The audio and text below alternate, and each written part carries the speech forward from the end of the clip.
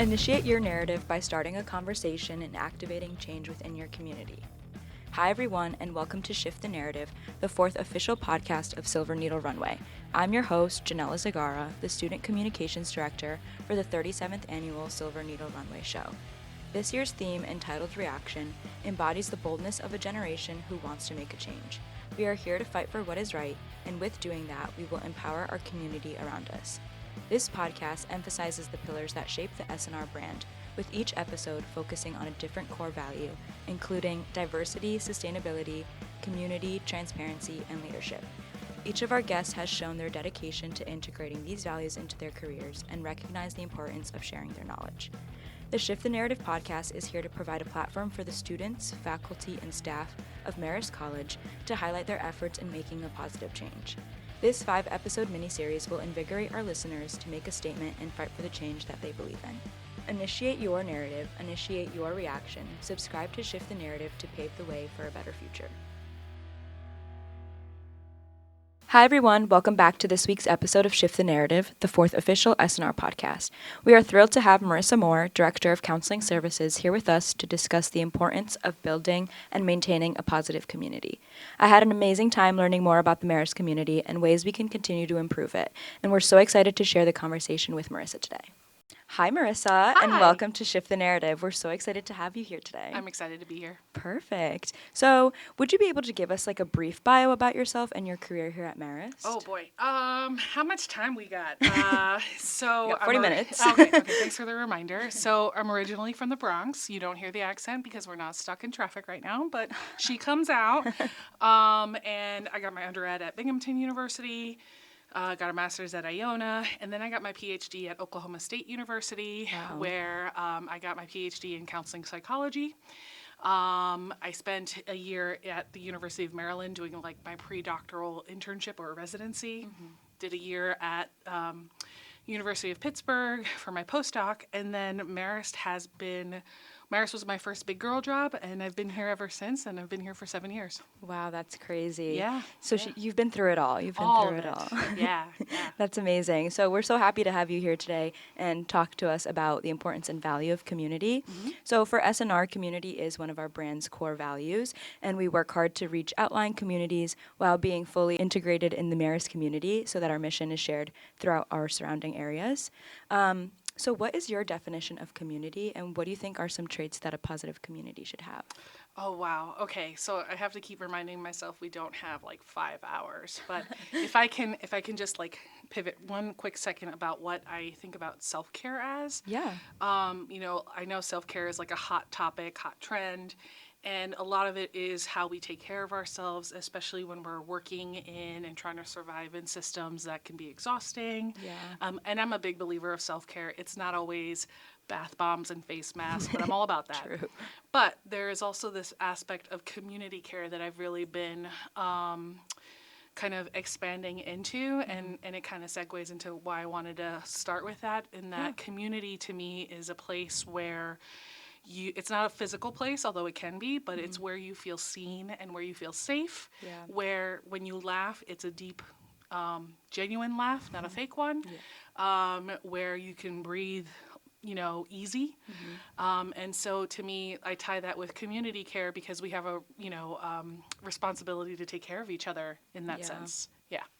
That's great. I like the word, like you were using, community care. I definitely agree with you that like self-care can get to like that like trendier level where it's like bath bombs and face masks. Right. But while that's good, it is also good to be in that community where you can be yourself and just like feel not judged at all by anyone. Yeah. Like how can you be who you are where you are, right? Yeah, and exactly. can you show up for yourself? That's the self-care. And can you show up for others and take care of them too? I feel like that's, I'm speaking for myself here, but I feel like that's how I feel in S&R and on campus in general. So it's great to like bring these points up. Yeah. So a lot of times community can be associated with togetherness, making it hard to set those healthy boundaries. How would you recommend establishing these boundaries while maintaining that positive environment? Yeah, so that also ties into resilience, right? Because, I'm also a big believer that all of us, whatever paths we're on, we can get there with help from folks. Like folks can walk alongside us, but they're not the ones doing the work for us or Yeah, exactly. like walking our path for us. And so the same applies for boundaries. And sometimes, you know, under the pretense of togetherness, there can be something called enmeshment, where we might be kind of almost blocking each other from that path of resilience, you know? So yeah, I'm a big believer of healthy boundaries. A lot of times when someone has to set a boundary with me and they're like, no, I'm like, I celebrate it, because I'm like, how often do we feel comfortable to even say no? I know. Because we often feel like we have to say yes out of obligation, and then we're not showing up genuinely for that person or for ourselves. Exactly. It's like saying yes to so many things, but you can only pile up so much. And it's Yeah. like at that point, you've said yes to maybe like 10 things, and now you're only doing those 10 things, like half the effort that you could be putting in if you like were to do just maybe 3 things, 5 things. Yeah, that just actually happened real quick with someone on my team who wasn't feeling good. Oh, And she was yeah. like, well, I can come in, you know, and still see my folks. And I'm just like, you're not going to be any good to anyone feeling Yeah, like that. And you're not going to exactly. be helpful to the folks you're working with. So it's important to take care of yourself, you know? Yes, that's so true. So today there's been a lot of discussion about mental health, specifically with that younger generation. So as someone who works in the mental health field, specifically with students, do you believe that there's a correlation between mental health and a positive community? So the short answer is yes. I am going to get on a soapbox and say again, like, we're told, you know, if I work hard enough, if I get that GPA, if I get that job with that salary, I will be happy, my mental health will be good. Yeah. It's very individualistic. And I'm a proponent that like community care, as well as self-care contributes to mental health and wellness. For sure. And definitely, you know, just that like we don't have to do it by ourselves. And a lot of times we also view negative feelings as bad when that's information for us. It informs us about what decisions we need to make about ourselves, our situations. And so it's, again, it's like trying to move away from individualism to this like community aspect. Like how can we take care of each other so that we can be well? And I think that is really important with regards to mental health. Yeah, I also feel like, just to jump on that, having to like take care of yourself first before you can be a part of a community is also really important, and just making sure that you as your own person know how you're feeling at that time so that you can then provide for like that wider community base. Yeah, I use that metaphor all the time. You're on an airplane, and what do they tell you to do? Put an air mask on first before you help the person next to you, because you're going to both pass out, right? Yeah. And I do think, I'm going to reference RuPaul here, who says, I love if you RuPaul. can't love yourself, how the hell are you going to love somebody else? Exactly. There's truth to that, but I think it's a both and. I think while we're taking care of ourselves, we don't have to always be at 100%, but we can still show up for others as well while we're doing our own thing. And so it's about trying to find that balance, trying to set some good boundaries so that we can, you know, knowing when we have to put the air mask on so that we know when to help others. Exactly. So as we're both familiar with the Marist community as a student and employee, in what ways does the Marist community shift the narrative in terms of mental health, and how have you played a role in this? Okay, so when I first came to Marist, and I'm going to, sorry, not sorry in advance to any of my friends in faculty and staff here, but when I first came to Marist, it was a lot of like calls of help, there's a crisis, there's an emergency, we're bringing a student over, and we'd say, oh my gosh, what's happening, what's going on? And they're like, the student failed my test. And, you know, we had to respond with, okay, well, that's an appropriate reaction to the situation. And so I feel like not just me, it's my whole team, who I'm really grateful for. We've really worked in our partnerships with the folks across campus, including students, about how do we react to emotionality? How do we react to struggle, quote unquote, you know, and that negative feelings aren't always bad. It's information. And sometimes it's appropriate to, you know, have feelings.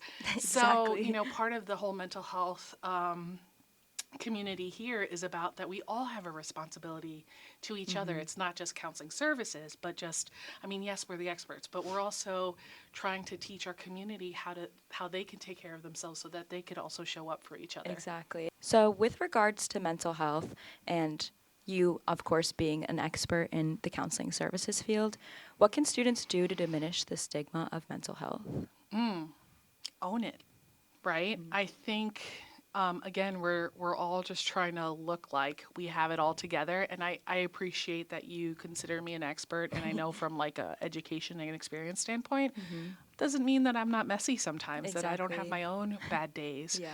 And I think it's really important to show that we are so multifaceted that it's kind of like the Instagram effect where we only show our highlights. Yeah, that Not highlight realizing, reel. yeah, right? And like we don't realize how much it takes or how much goes into those moments. I know. So yeah, I think it's important for students to own it and to be compassionate towards themselves as well as each other, like kind of giving each other benefits of the doubt, like because it's so easy for us to, the human nature is so easy for us to, in the absence of information, we fill in those gaps with our own insecurities. Yeah. And we make assumptions and we make judgments. And so I think that would be the other important thing for students is when we're feeling a certain type of way or we're interpreting a situation a certain type of way, giving ourselves pause and being like, okay, I feel this, that's okay, and let me try to be wise here. Yeah, you know? exactly. It's definitely good to like have that pause, like you said, and just like maybe like take a step back and like look at the bigger picture and be like, what can Yeah. I do right now Right. to fix it? Not like think about something that will like be down the line. Right. We tend to kind of like overwhelm ourselves with like the 50 million steps versus like what is right in front of us. Yeah, What do we have control over right now? And sometimes all we have control over is how we're dealing with a situation, and that's still very powerful. Yeah, exactly. So something speaking about powerful, what can Marist College do better to support underrepresented and marginalized communities on campus? Oh, I love this. So, back to 3 hours ago when I was talking about safety and being seen. Yes. I think those would be the two things that we could help make possible more for our community members who come from marginalized backgrounds. Like, what can we do to make them feel more safe? What can we do to make them feel seen? And it's not just about representation. It is important, don't get me wrong. Yeah. But also, what are we doing to keep folks here? What are we doing to support them while we're here? How are we celebrating them? How are we making Exactly. sure that their laughs are real? Yeah. So it's about that safety and that being seen fully. Yeah, I feel like we're kind of making strides in that direction. We talked about this on the president's episode, but the president did create his presidential fund Right. to help those students who may have difficulties financially coming to the school. So I think making programs or ways like that to help those marginalized or underrepresented communities is like the direction we should be going with. Absolutely. And I think it can go with that and more. I mean, I know I'm in the student affairs side, but from a like academic side, it's about using whatever scholarship that we're referencing that are coming from marginalized, groups, right? Exactly. Like highlighting those voices or Yeah. celebrating those voices. And then also from the student affairs side, recognizing that there's so much nuance to take into account when we're interacting with our students, from their day-to-day living to their food to how folks live, I think it needs to, I think inclusivity in some ways is about being informed in as many ways possible, right? Yeah. That there's many ways. Yeah, exactly. That also, we did talk about inclusivity and just diversity in general on our episode with Edward Antonio Yeah. last week. So just how he explained it too was that you do have to be informed and you really do have to be genuine about it. And like, you really do have to inform yourself on everything and be genuine about like either wanting to help or just like promoting that change. Yeah, and honestly, also knowing that we're gonna mess up because we're human, right? Yes. And again, going back to that whole negative feelings are quote unquote bad. The human experience includes messing up, and so Yeah. to me, I think part of community care is also getting back on that horse or showing up even after we've made a mistake Yeah. or failed, or it's about recommitting to that community, right? Yeah. It's not about avoiding failure. It's about kind of like, oops, I did bad there, or I messed up here. Let me get back into it, because I that's part of my commitment to my community. I feel like, especially this semester in SNR in general, there have been fails, and we are like very transparent about it with our team and everything, but we do learn from that, and then we are able to grow and do it better the next time we do it. And that's resilience, right? Exactly. That's about like You need learning, to have a lot of like, that. yeah, that's a great way to think about it. Like we've got a lot of resilience now, right? I know, yeah. Yeah. And so with the whole mental health piece and community, and with regards to like under marginalized groups, also recognizing that healthiness and wellness looks very different, and that there's stigma that still exists with certain kinds of groups and certain cultures. You know, I don't look it, but I come from a Puerto Rican background, and it's like feelings. Yeah. We ain't got time for that. And so recognizing stigma still exists. And so how do we tap into community forms of healing to help folks, you know, address their wellness? Yeah, I also don't look it. I also come from a Latina background, so Yeah. I definitely get like all those ideas. Yeah. But kind of to jump off of that, what do you think Marist can do better in terms of making mental health services more accessible to these marginalized populations? Yeah, well, I will sing this on top of Champ, you know, on the highest point I can. So this is not new, but I think in a lot of ways, and this is me speaking selfishly too, that I think our counseling center could have more staff, and we're growing towards that. We've got a lot of support from administration towards growing our staff so that we can meet the demand, because I think one thing that is going well is that our community, our Marist community, is reducing the stigma, so more and more people are actually coming to us, which is great. Yeah, that's and great. we got to meet that demand, but also making sure that the folks that are coming in are competent and know what they're doing. And then I also think outside of just counseling services, I think the Marist community could also do some of their own self-work so that they could also show up for each other's. Again, it's not just counseling services responsibility, right? I think we all have that community commitment. And I know I'm saying it a lot, but I think that's important, is I think Marist can have a large-scale commitment towards that. Yeah, I definitely agree. I think having students, first of all, like working on themselves, but then coming together as that larger group so that the whole community can be at that like high level of like positivity and just like working with each other. And everything. And I'm telling you, there are pockets of that exist already. We've got like wellness coordinators and wellness representatives on SGA. There's also the Black Mental Health Student Association that's, doing amazing things. And I know a lot of student organizations also within themselves, whether they're like identity-based groups or topic-based groups, they have also had their own, process or like kind of workshops and programs around mental health, which is great.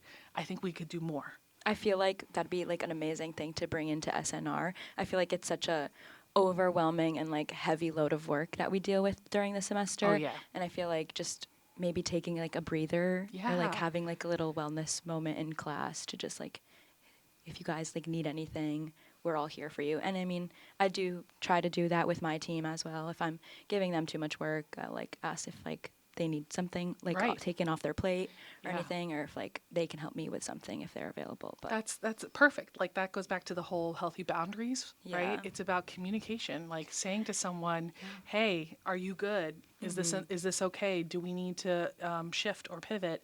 And then also for ourselves, because this is something we're all I'm gonna just say we're all guilty of, is saying, "Hey, my plate's full. I need a break." Yeah. Right? I think it's really hard for us to say that. Yeah, it definitely is a little tricky, but with like practice, you can get used to it. Exactly. So moving aside from internally at Marist, as of recently, there has been a lot of discussion in the news about the recent events happening in Florida, as well as other states in the country, regarding topics that can and cannot be discussed in classrooms. How do these events impact the sense of community?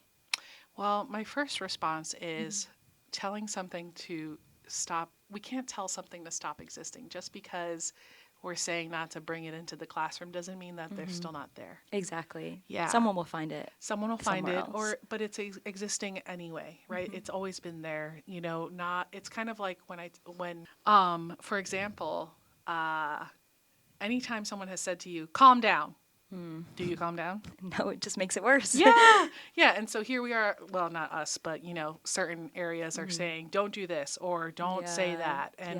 And honestly, I'm also of the belief that the more we try to contain and squish and eradicate, the more it's going to build and come out. And I think that also ties to emotions too. A lot of times we try to like dismiss quote unquote negative feelings and like kind of set it aside, and it actually comes back worse and in full force. And so that's kind of my response is, if that's what they're going to try to do, you know, it's not going to eliminate, because these things have always existed and have always been there. Yeah, exactly. I definitely agree with that, because if it was working back then, why can't it be working now? Why is it a problem now? Right. Why wasn't it a problem then? Kind of Yeah, type of deal. and I think we're also, and I keep saying we, but I'm not part of that. You know, they're looking at the wrong things. They're addressing the wrong issues. Exactly. That's my personal opinion. And again, I think they're actually causing more harm than good. Yeah, definitely agree. On the topic of social justice and social change, Marist has a strong commitment to social justice as a college and expresses their commitment to advancing social good. What are some of the opportunities for students to get involved in the community on and off campus? Ooh, I love this. Okay, you know what? As college students, y'all can protest. Y'all can come together. Y'all can gather. That's y'all one thing we can do. Oh my goodness, and I love seeing it. Use your voices. A lot of times, students don't realize the power that they have. I know. And you know, there's a reason why, and it's understandable to feel like, me, I can't do that. What is my voice going to do? What is this going to do? But trust me, in my time here and in working in college mental health, most of the changes I have seen have been when students got gathered and amplified each other, right? Exactly. And I think the same could be true off campus as well. There are so many amazing organizations nearby off campus. A lot of nonprofits, including Grace Smith House, including Family Services, Duchess Outreach, that address very real community needs that it's just so amazing to be a part of. I'm also part of the board for Family Services, and I will tell you that first year I had no idea what I was doing. But now that I've really gotten to know all of the amazing things they do, I'm like ready to like roll up my sleeves and be like, all right, let's do this. Exactly. And I really feel like students, when they have that opportunity to like dive in, they really thrive and really grow. Yeah, exactly. Kind of what you were saying in the beginning, amplifying those voices. That is something that we're trying to do this year with our theme reaction. We're just trying to fight for those changes and like those social justices and the issues that are really happening in our current world, as we're like the current generation who's like being handed this world, and we're like, okay, well, we don't want it to be like this. So like, let's fix it. Let's change it. Right. And I love that, because again, to me, I think social justice is about amplifying. You know, I don't have the right to assume or say that this is what a specific community needs. But I am down to like be alongside or like amplify or you know, do what I can to like make that known or make that louder. I think that's kind of like, that's my commitment. Yeah, and I'd love to hear that about y'all. Yeah, that's great. We've seen like so many protests happen on campus, and I think it's just amazing that like as a group of students we can come together for one thing. What this one thing is like the similar interest in between all of us, and we can come together and like fight for that change. Yeah, and not just protests, but even just like, you know, taking care of each other, right? To me, that's social justice too. It's like doing good. You know, giving people their flowers or showing up for each other or checking in, like what you were saying earlier with your folks, like, hey, are you good? Like to me, that is all social justice. That's amazing. So college students can often get overwhelmed, and we did just have spring break, so that like senioritis, little burnout is coming in. What are some ways that students can prevent and cope with burnout? It's also a tough question. I will tell you what's not going to help. Okay. Right? It's typical college student tendency to try to cram, try to do all-nighters. You know, that whole like narrative, if I just do X, Y, and Z, then I will be blah, blah, blah. That is not effective. Never. I mean, I know sometimes it's inevitable, but like, you know, especially when we approach finals, research actually shows that like studying more than 2-hour periods is actually detrimental, because you're not having any information go from short-term to long-term memory. So it's actually scientifically supported to take breaks, and I'm not just saying that like take a break. I mean, like, no, if you've been at the library for 6 hours, you're not going to remember any of it. Yeah, get out, go eat, right? Get some sleep. And it doesn't have to be strict, like, 8 hours at certain time frames, but just making sure quality, right? That, again, taking care of ourselves so that we can show up the way we want to. And it's so easy to fall into that trap of, I just gotta. Right. And so, because what ends up happening, and I'm very guilty of this too sometimes, is that when we're stressed, we tend to make unwise decisions, which actually makes our stress worse. Yes. So it's about slowing down, taking breaks, even if it's just to like go outside, breathe some fresh air, do something that brings you joy. Just like kind of being kind to yourself. Yeah. Right. Exactly. And that all looks different for everybody. Yeah. I definitely am also guilty of just like trying to cram everything in one go, or like try to get as much work done in like the time period that I have as possible. But it always does like bite you. Yeah. And again, that air mask, right? You're no good to Yeah. anyone if you're not putting that air mask on. Exactly. Everyone's air mask is going to look different. So that's why it's harder for me to answer that specifically. But it's about putting that air mask on. Like, don't deny yourself that. No, I know. And like as a senior, the senioritis is kicking in. So I'm like trying to like be chill with everything going on, but it can get crazy sometimes. And to me, I think part of that is owning it, right? Yeah. Like, I'm feeling this way. And honestly, you have a right to it. You've been here, 4 years now, right? Yeah, it's crazy. Yeah. So it's like valid to just kind of be like, I'm over it, right? I And know. so I think another important thing is just acknowledging what you feel. Because again, the more we fight it, the more it kind of pushes back. Exactly. So just embrace it. Perfect. I'll try to You'll embrace try. it more. So I want to close out our episode today with a segment we like to call word of mouth. The best advice can't be found in a textbook, but rather through word of mouth. The importance of networking and face-to-face conversations is crucial in terms of obtaining helpful career advice, as real-life experience is the most valuable form of education. In this segment, I will ask you the same question we ask all of our guests, which is, what is your reaction to how Marist students are fighting for change? Hopefulness. Ooh. Okay, I like that. Inspiring. Yeah. It's energizing for me too. Like when I see that, I don't know if this is supposed to be one word answers or not. No, you can I'll keep going. I will do some slam poetry. It's really inspiring. It's actually what gives me energy, to kind of like go alongside. That's good. I love to hear that. Yeah. It definitely is energizing in that way. If you are seeing people, especially seeing someone really passionate about something, it like kind of sparks that in you. Yes, yeah, exactly. And that's one of the reasons why I love working in a college setting is that we learn from y'all just as much as you learn from from us, so it's really inspiring. That's great to hear. Yeah. Well, thank you so much for taking the time today to come on the podcast and share your experience. It was such an important conversation, and I definitely learned a lot. Thank you so much for having me. What you're doing here is amazing and inspiring. Thank you so much. Yeah.